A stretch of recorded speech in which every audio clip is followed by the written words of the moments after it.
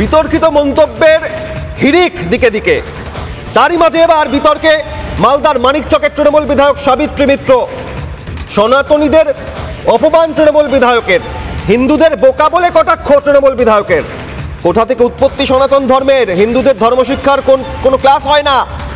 বিতর্কিত মন্তব্য করছেন মানিকচকের তৃণমূল বিধায়ক সাবিত্রী মিত্র। সনাতনীদের অপমান, হিন্দুদের বোকা বলে কটাক্ষ, কোথা থেকে উৎপত্তি সনাতন ধর্মের প্রশ্ন করছেন সাবিত্রী মিত্র। কি বলছেন দেখুন। ধর্ম শিক্ষাটা কোথায় আছে হিন্দুদের? কোন ক্লাস বা কোন জায়গায় একটা পাঠ আছে যে আমাদের সনাতন ধর্ম কোথা থেকে উৎপত্তি, কিভাবে সনাতন ধর্মটাকে আমরা জানবো? হ্যাঁ, আরবি শিক্ষা দিয়ে কোরআন শরীফ পাঠ করানো হয়, কিন্তু আমাদের হিন্দু ধর্মের কোনো জায়গাতে এটা নেই।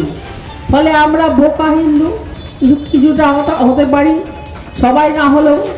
আমরা যেটা লোক যে বলে জয় শ্রীরাম জয় শ্রীরাম, ওই যে ক্যাসেট লাগিয়ে দিচ্ছে আর সেই ক্যাসেটে দেখছে নিজের ছবি, সেই ছবি দেখে তারা সেই ক্যাসেট লাগিয়ে রামের ছবি দেখছে আর তারা খুশি হচ্ছে আর তারা বিজেপিকে ভোট দিচ্ছে।